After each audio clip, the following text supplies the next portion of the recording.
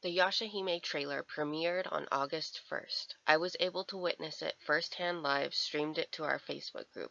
The animation is the same as the final act, as the animator who worked on it is making a return for Yashahime. The animator is Saji. When the livestream first started on Otakon, they had technical difficulties and we were on hold for about 3 minutes. This happened 2 or 3 times during the viewing.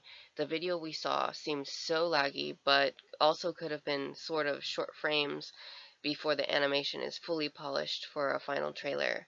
Here I will look over every frame in the trailer. For the first time ever in the world, we got to see a glimpse of Yashahime. The trailer starts, the first thing we see is the sacred tree. It's the feudal era at night while raining and then shows a hut. Inside the house we see a glimpse of Towa, but she's wearing a patterned robe which is not what she is seen wearing in her regular character design.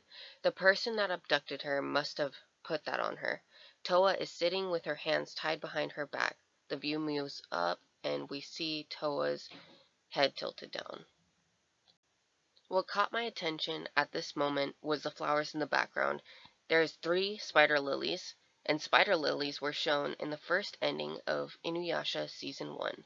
Spider lilies are associated with final goodbyes, and legend has it that these flowers grow wherever people part ways for good. In old Buddhist writings, the red spider lily is said to guide the dead through samsara, the cycle of rebirth.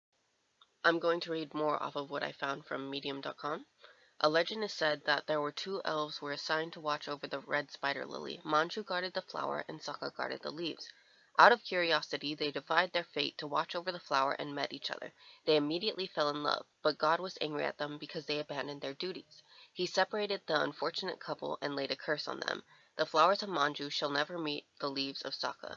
After both of them died and met again in the other world, they made a promise to meet again after reincarnation. However, neither of them could keep their word. Thus, the meaning of this sorrowful flower is abandonment, never to meet again.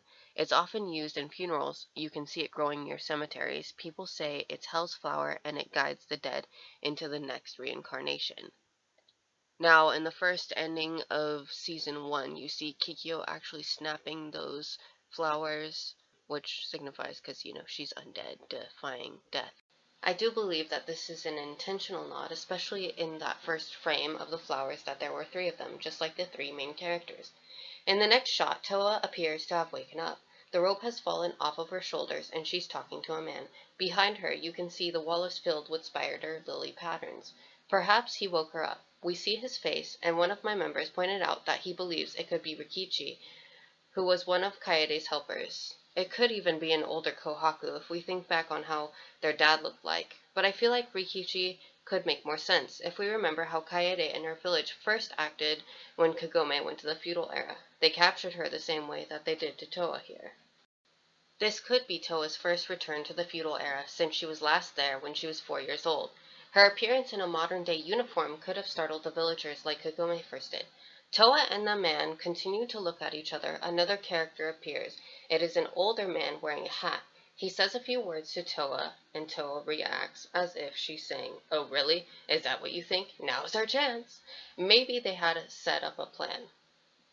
The scene changes to Muroha. She has her arms around her head, which is a good resemblance. She turns and says a few words. It shows Setsuna looking just like her father. She then turns and has her eyes closed. They could have intentionally been using Towa as bait to drag the old man out so that they could fight him. The old man's facial reaction is telling me, "Oh crap, darn those meddling kids, they found out." Not sure why, but this old man is giving me serious dragon vibes, especially with those whiskers that are called barbels, that are seen on dragons and fish. Muroha takes out her sword and charges the old man. However, in this frame we can see they already knocked out a guy in the background, meaning that this trailer is skipping around on what's happening here like how trailers usually do. Even one of the panels is already damaged in the background. Setsuna swings her naginata at the old man. However, he's already vanished. Perhaps a demon in disguise or a monk noticed the background with the scroll that has an artwork on it. This must be a palace, or some place of a nobleman. Perhaps this old man was deceiving the Lord. You can see Muroha jumping in as well. There is some kind of small tree or plant that was behind where the older man was. You can see after his clothes start to fall. Moroha holds up her sword. You can see the dragon detail on her blade. It then glows red, as if she was going to do her Koryuha attack, or perhaps just showing off. Now that I think about it, if he was a dragon, could her sword have absorbed him? That would have been cool and would make sense, since Tetsaiga is known to do the same in order to get stronger and gain new forms. She stops what she's doing. Towa says something that caught her attention. It shows all three girls, Moroha and Setsuna, are both looking out the door, and you can still see the knocked out man in the background. Moroha says something as if, "Let's go after them before they get away," as if they want to go after this villain. Moroha and Setsuna then run outside into the rain while Towa is just standing there, watching as the other two run off. Towa then turns to look at the screen. You can see in the background where Moroha and Setsuna probably broke into the building. It is still night and raining outside. Towa then speaks as if she's talking to the viewer. She holds up a book. It's Japanese kanji that says history. I imagined her saying something like, "Good thing I've been taking history class." The trailer then ends.